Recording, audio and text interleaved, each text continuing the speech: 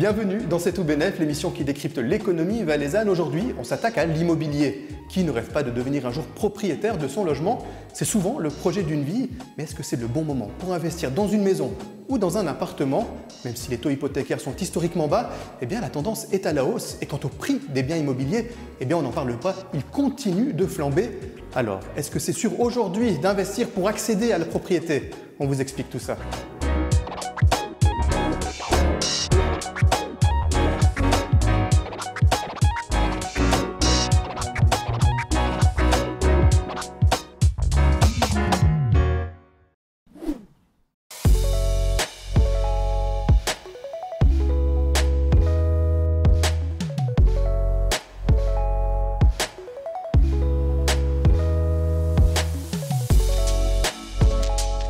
Alors, la clé de la maison pour madame, pour monsieur. Merci. Merci. Et pour les enfants aussi. Alors, hop, hop, hop. Pour mademoiselle d'abord. Voilà. Et bienvenue chez vous. Merci. Félicitations. La remise des clés, un moment symbolique fort pour Aurélie, David et leurs deux enfants. Aujourd'hui, ils deviennent officiellement propriétaires d'une maison qu'Aurélie connaît très bien. Ce quartier l'a vu grandir, tout comme l'ancienne résidente de la villa. Je connais Marie-Hélène et pour moi c'est un honneur, et puis je me dis mais j'ai envie de prendre soin de cette maison. Cette maison elle est tellement belle, et puis elle en a pris soin, elle l'avait aménagée avec beaucoup de goût, et moi ça me donne envie d'être dans cette même continuité. Désormais, ce 5 pièces et demi leur appartient, une villa mitoyenne dans un écrin de verdure de 13 000 mètres carrés. Mais avant de concrétiser leur rêve, ils ont dû convaincre une banque de leur accorder un prêt pour l'achat de ce bien. Il est estimé à plus d'1 million de francs. On a fait appel à un courtier qui s'est occupé de gérer toute la partie recherche de fonds, montage du plan financier.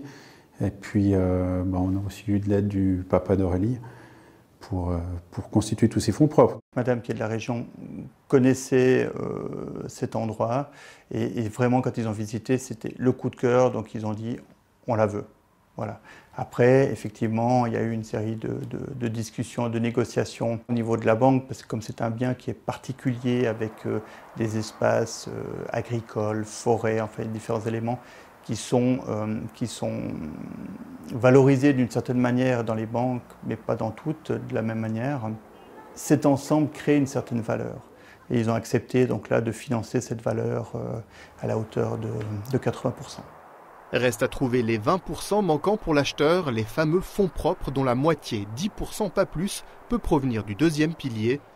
Par exemple, sur une villa estimée à 800 000 francs, c'est donc 160 000 francs qu'il faut avancer. Et ça n'est pas garanti que la banque vous accorde un prêt, il faudra encore prouver qu'on a les reins assez solides pour rembourser.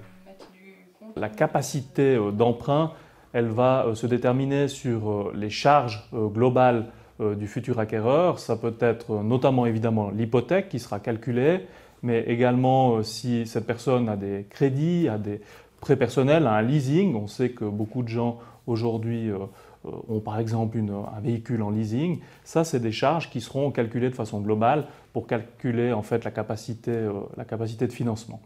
Et en général, cette capacité globale de financement ne devrait pas dépasser, cela peut varier grosso modo selon les institutions bancaires, mais le 35% du revenu brut. Et puis, pour calculer l'hypothèque, en l'occurrence, on va se baser sur un taux théorique qui va prendre en considération évidemment une potentielle légère augmentation des taux, l'amortissement et les frais d'entretien. Et ce taux est vraisemblablement calculé dans la plupart des institutions bancaires au taux de 6%.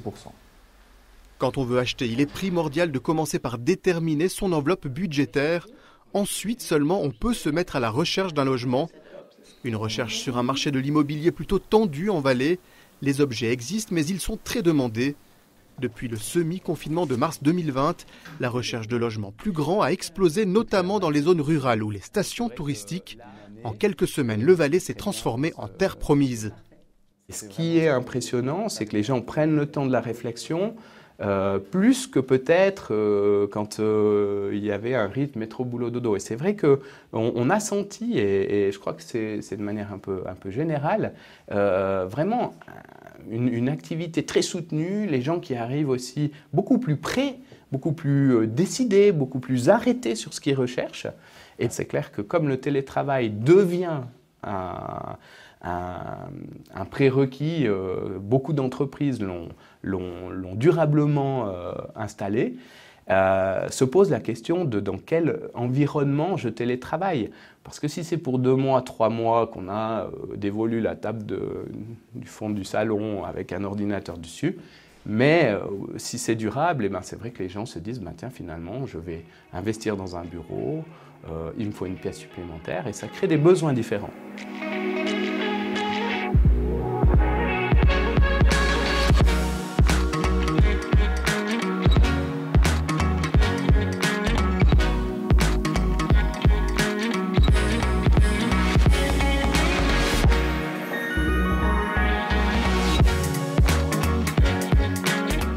Salut Daniel! Ça va? Ça va et toi? Comment vas-tu? Merci, Nickel. bienvenue. Ça a bien changé. Hein. Ah ça a bien. Ça c'est le moins qu'on puisse dire. Hein. La famille Libine est un exemple parfait de cette migration vers le Valais. Di et son époux sont propriétaires d'un appartement à Lausanne au moment où la pandémie déferle en Europe et en Suisse. Leur logement se transforme du jour au lendemain en bureau et en salle de classe. Il ne répond plus aux besoins de la famille. Mon mari devait travailler depuis la maison, mais on n'avait pas de bureau, donc il avait une sorte d'endroit dans le corridor où il avait posé son bureau. Et puis moi, je travaillais aussi depuis la maison, j'avais un espace dans le salon. Et nos 2 filles se sont retrouvées à la maison, et notre fils qui allait à l'école publique s'est aussi retrouvé à la maison. Donc on était vraiment empilés les uns sur les autres, avec les 2 filles qui essayaient d'étudier à distance et mon fils qui jouait beaucoup aux jeux vidéo pendant la journée. Donc ça devenait compliqué de se concentrer avec tout le monde qui parlait en Skype, en visio. Notre appartement à Lausanne était parfait pour dormir la nuit, pour une famille de 5, mais pas pour vivre à 5 dedans. Donc ça nous a fait nous poser la question, est-ce qu'on veut rester ici? Et on avait toujours eu le rêve de vivre en Valais, donc on s'est dit c'est le bon moment. La famille s'installe du côté de Charras. Elle abandonne une vie citadine en appartement pour une villa qui coche toutes les cases.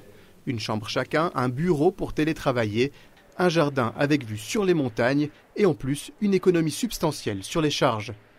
C'est vrai que c'était un de nos projets, c'était aussi d'économiser un tout petit peu sur le loyer et d'investir plus dans des activités que dans nos 4 murs au jour le jour. Et à Lausanne, on était autour de 4008, je crois. Et ici, on est autour de 2000. Si la pandémie a redynamisé le marché de la vente de la villa en Valais, elle a aussi provoqué une explosion de son prix de 10% en moyenne. L'accès à la propriété pour un nouvel acheteur se corse. Plus inquiétant encore, les taux hypothécaires, ils prennent l'ascenseur. Ce qu'il faut savoir, c'est que souvent, cette hausse des taux hypothécaires est mise en relation avec un peu d'inflation. Et aujourd'hui, on a pu constater, que ce soit aux États-Unis, que ce soit dans la zone Europe, des inflations qui sont respectivement d'un peu plus de 5% aux États-Unis et un peu plus de 4% en Europe, dans la zone Europe. Et en Suisse, c'est un peu plus d'1%. Et par la force des choses, avec cette inflation qui est effective, malgré tout relativement maîtrisée, mais effective, eh bien, nous constatons une légère hausse des taux. Avec l'augmentation des prix du terrain, des matériaux de construction et des taux hypothécaires, le spectre d'une bulle plane sur le secteur immobilier. Mais à la BCV, on se veut confiant. Investir dans la pierre reste une valeur sûre. Selon en tout cas les indicateurs que nous avons, selon nos experts, on peut quand même dire que pour l'instant l'inflation reste assez maîtrisée. On l'observe, mais elle reste maîtrisée. Donc vraisemblablement que les taux, même s'ils ont connu une légère tendance haussière, devrait rester tout à fait maîtrisé également. Et puis vous savez, l'achat d'un bien immobilier, évidemment c'est un coup de cœur, c'est un rêve de vie. Et puis c'est des investissements qui ne sont pas volatiles, qui ne sont pas spéculatifs, c'est des investissements qui sont pérennes. Et dans ce sens-là, ça vaut évidemment la peine de devenir propriétaire. Pour Benoît Dorsat, 15 ans d'expérience sur le marché de l'immobilier, il n'y aura pas de retour en arrière. Je dirais l'avenir, ce qu'on peut imaginer, c'est que les prochaines années, ça va continuer quand même à avoir des prix qui vont fortement augmenter. La valeur les taux d'intérêt vont aussi jouer un rôle. Si maintenant les taux flambent, c'est clair que ça sera plus compliqué d'acheter. Donc là, on risque d'avoir une demande plus basse. David et Aurélie ont acheté leurs biens au moment même où les taux ont commencé leur ascension. Un poil tard, diront certains, juste à temps, diront d'autres. Pour ce couple, rien de tout cela, les planètes étaient tout simplement alignées. Au bout d'un moment, il faut se décider. Quand on est lancé dans une démarche, puis qu'on voit que c'est possible de le faire à l'instant T, soit on tourne en rond et puis on attend de savoir ce qui va se passer, et puis finalement on peut attendre longtemps, soit on se dit on y va, et puis de toute façon il n'y a personne qui a une boule de cristal, donc on verra bien comment ça se passe dans 10 ans. Le but, c'est qu'on se donne les moyens de rester là, et si c'est plus possible, ça sera plus possible pour beaucoup de gens, pas que pour nous. En Valais, historiquement terre de propriétaires, l'achat d'un premier logement se complique. Pour y remédier, les solutions pourraient être politiques, au risque de trouver porte close.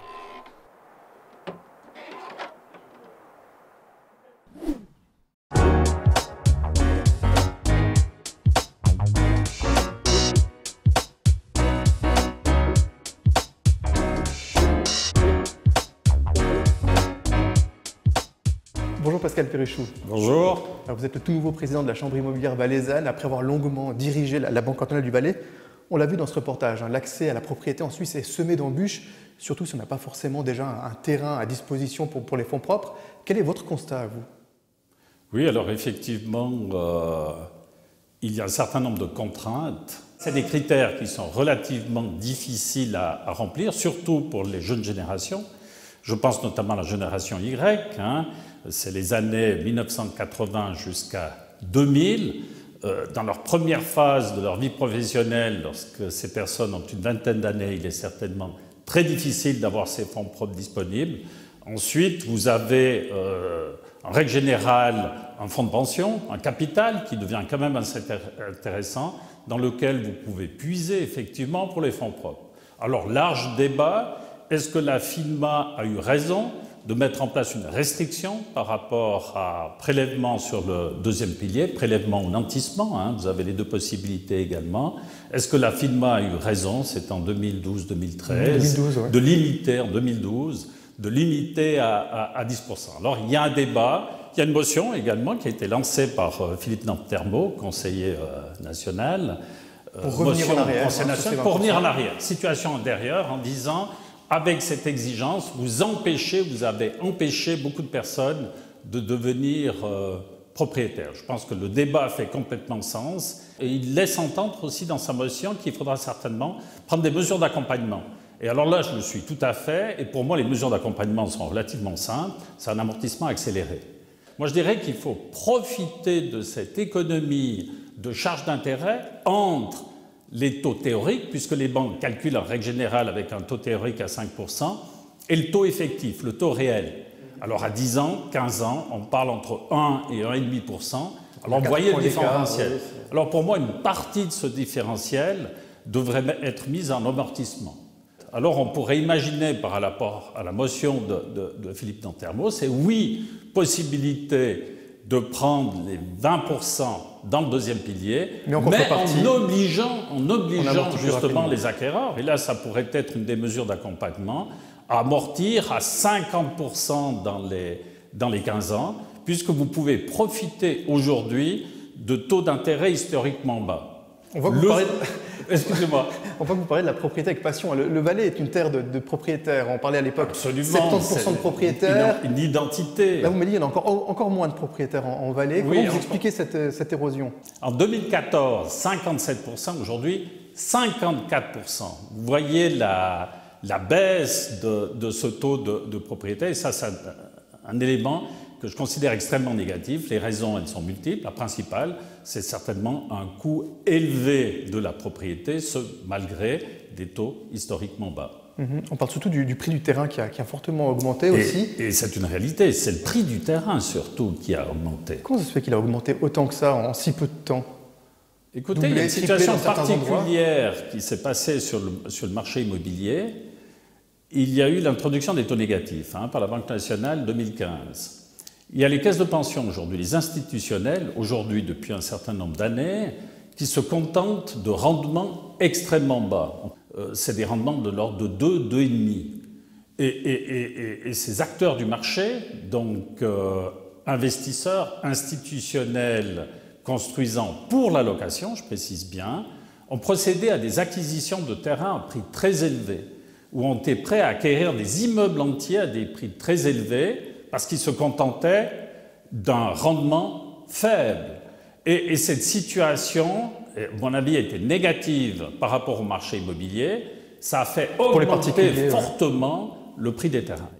La semaine dernière, vous venez de sortir votre nouvel indicateur immobilier en collaboration avec la BCV. Suite à ces nouvelles données à disposition, est-ce qu'aujourd'hui, ça vaut la peine de devenir propriétaire de son propre logement?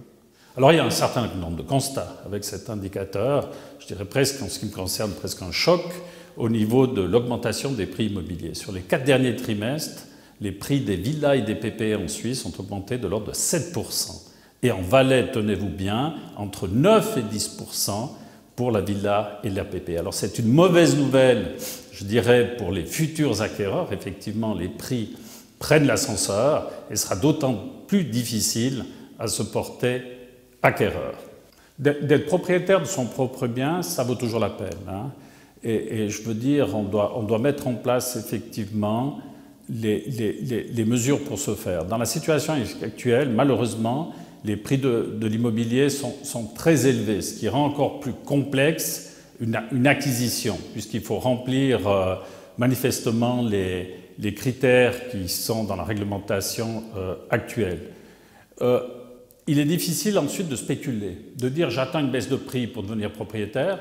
Certains attendent peut-être depuis quelques années, on voit le résultat. Chaque année, pratiquement, il y avait une stabilisation des prix, 2014-2018, mais clairement, il y a une forte augmentation des prix. Alors, est-ce que c'est une fièvre momentanée, temporaire, ou bien est-ce que c'est une tendance qui va perdurer?